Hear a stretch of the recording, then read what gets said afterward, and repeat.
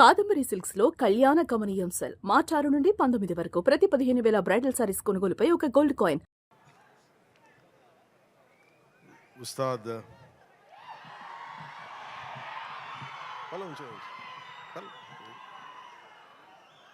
Ustaad Bhagat Singh pre release వేడుకలకి వచ్చిన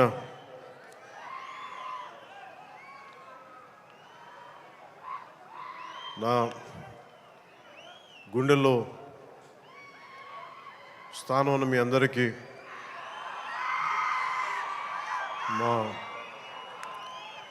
దీన్ని టీవీలో చూస్తున్న తెలుగు ప్రజలందరికీ మీ అందరికీ నా హృదయపూర్వక నమస్కారం. మనస్ఫూర్తిగా ఈ వేడుకకి మీ ఆశీర్వాదాలు ఇవ్వడానికి, మీ బ్లెస్సింగ్స్ చెప్పడానికి ఇక్కడికి వచ్చినందుకు మీ అందరికీ నా ధన్యవాదాలు తెలియజేసుకుంటాను.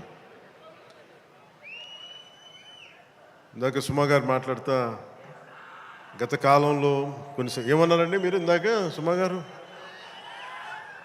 అప్పట్లో లేదండి, అంటే మెల్లిగా నన్ను బీసీ ఎరాలోకి పెట్టేశారండి. ఈ మధ్యనే ఓజీ వచ్చిందని కూడా మీరు మర్చిపోయారు. సరే, అంటే నేను రెగ్యులర్గా సినిమాలు చేయకపోవడం వల్ల నన్ను ఇలా మీరు వెనక్కి నెట్టేయడం భావ్యం కాదని బల్లగుద్ది మరీ ఈ సందర్భంలో మీకు తెలియజేస్తాను. బాధ కలిగిస్తున్నాయి నాకు ఈ మాటలు.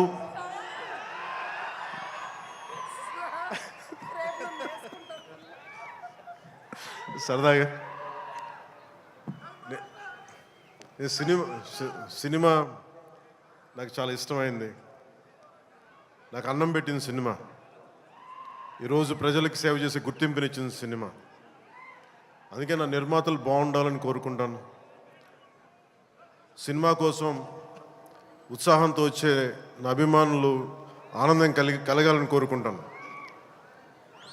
ఎప్పుడు సినిమా ఎలా ఆడాలి, ఎంత బాగా ఆడాలి నాకు తెలియదు. ఎప్పుడు సినిమా రిలీజ్ అయినప్పుడు కలెక్షన్స్ ఎంత ఇప్పుడు అడగలేదు, నాకు తెలియదు ఆ సంగతి.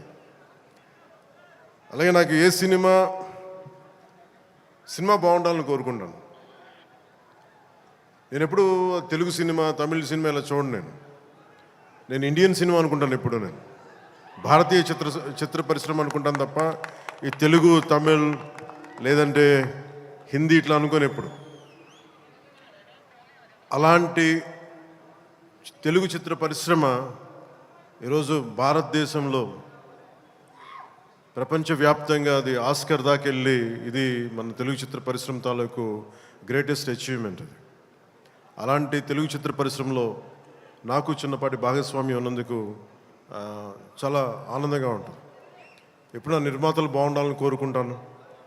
నా దర్శకులు, నా రైటర్స్, వాళ్ళు రాసిన కథని నేను ఎంత బాగా చేయాలని అనుక్షణం తపన పెడతాను.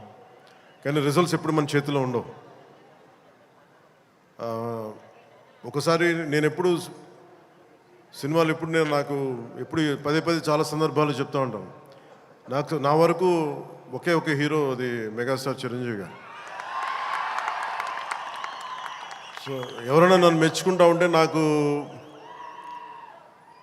అంటే మన హరీష్ అన్నారు చిరంజీవి గారిని పిలవాలి అని మాట్లాడతాను, ఆయన ఫంక్షన్ పిలవాలి అది అంటే చెప్పాను. మీకు హీరో కావాలి అంటే నన్ను పిలవండి, మీకు తమ్ముడు కావాలంటే చిరంజీవి గారిని పిలవండి. చిరంజీవి గారి పక్కన ఉంటే ఏమైపోతుందంటే నేను హీరో అన్న సంగతి మర్చిపోతాను. నాకు ఏం మాట్లాడాలో కూడా తెలియదు నాకు ఒక్కసారి. అలాంటిది అన్నయ్య చిరంజీవి గారు మనస్ఫూర్తిగా ఈరోజు ఉస్తాద్ భగత్ సింగ్ ట్రైలర్ చూసి ఆయన ట్వీట్ చేసింది ఇందాకే చూపించారు. ఇందాక నాకు అన్నయ్య చిరంజీవి గారికి మనస్ఫూర్తిగా నా ధన్యవాదాలు తెలుపుతున్నాను. అలాగే మన రామ్ చరణ్, తను కూడా ట్వీట్ చేసినందుకు మనస్ఫూర్తిగా నా ధన్యవాదాలు తెలుపుతున్నాను. అలాగే దర్శకులు బుచ్చిబాబు గారు, పిఠాపురం నివాసి, సో వారికి కూడా మనస్ఫూర్తిగా నా ధన్యవాదాలు తెలుపుతాను. సినిమా స్టార్ట్ చేసేటప్పుడు ఎప్పుడు కూడా చాలా అద్భుతంగా రావాలి, 10 మందికి డబ్బులు రావాలని ప్రయత్నం చేస్తూ ఉంటాం. స్టార్ట్ చేసే ప్రాసెస్లో చాలా అడ్డంకులు ఎదుర్కొంటాం, చాలా ఇబ్బందులు ఎదుర్కొంటాం, చాలా కష్టాలు ఎదుర్కొంటాం. ఒకసారి సినిమా విజయం కొంచెం అడ్డు అందరికి ఇబ్బందిగా ఉంది, కొంచెం మీరు దయచేసి పక్కన కొంచెం పక్కన.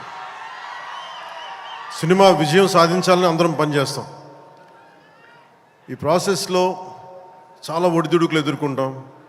ఒడిదుడుకుల్ని తట్టుకొని ఒక సినిమాని అనుకున్నట్టుగా తీసి విజయం సాధించడం చాలా చాలా చాలా కష్టమైంది.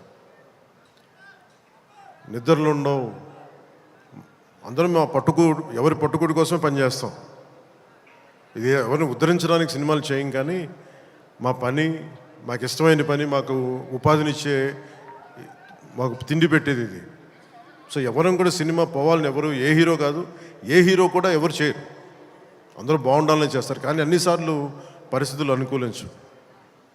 నాకు ఈ సినిమా ప్రారంభించినప్పుడు హరీష్ శంకర్ని దర్శకులుగా మన రవి గారు తీసుకొచ్చినప్పుడు గబ్బర్ సింగ్ తర్వాత మేము చేయలేకపోయాం. మేము కూర్చొని సినిమా లేట్ అయింది. ఇందాక తను చెప్పిన రీజన్స్ కూడా నేను ఒకసారి దర్శకుడు నమ్మానంటే నేను నమ్మేస్తాను. సినిమా ఇంకా ఎలా వస్తుందో నాకు తెలియదు, కానీ చాలా బ్లైండ్గా నమ్మేస్తాను. ఏం చేయమంటే చేస్తాను. సో తను అనుకున్న ఒక కథను తీసుకొచ్చారు. దాన్ని పూర్తి స్థాయిలో ముందుకు వెళ్ళలేకపోయాం. చిన్న కథ మారింది, మధ్యలో కోవిడ్ వచ్చింది. వీటన్నిటి మధ్య పాలిటిక్స్కి వెళ్ళాం. పాలిటిక్స్లో ఇప్పుడున్న పదవిని బాధ్యతలు తీసుకోవటం వల్ల వీటన్నిటి మధ్య ఎలా డేట్స్ ఇవ్వాలి, ఎన్ని కూర్చోబెట్టి నాకున్న మన ఈ విధులకి ఇబ్బంది కలగకుండా ఎలా చేయాలనేది రాత్రి పగలు కూర్చొని చాలా తక్కువ టైంలో చేశాను. ఈ సినిమా చూసిన తర్వాత నాకు ఒకటేమనిపించిందంటే, 48 రోజులు చేసావా హరీష్? ఒక 40-45 రోజుల్లోనే సినిమా ఫినిష్ చేశాను. మేజర్ సినిమా అంతా. అది కూడా కరెక్ట్గా చెప్పాలంటే రోజుకి నేను పొద్దున ఒక 2-3 గంటలు, సాయంత్రం ఒక 3 గంటలు అలా పనిచేశాను. కొన్నిసార్లు 5-6 గంటలు. అంటే నిజంగా ప్లాన్ చేస్తే నాకు సినిమాలు చేయొచ్చు అనే భరోసా ఇచ్చింది ఉస్తాద్ భగత్ సింగ్. హరీష్ అంత బాగా ప్లాన్ చేశాడు. అంటే ఒక దర్శకుడు చాలా బాగా చెయ్యాలి అంటే, ఒక మైత్రి మూవీ మేకర్ సక్సెస్,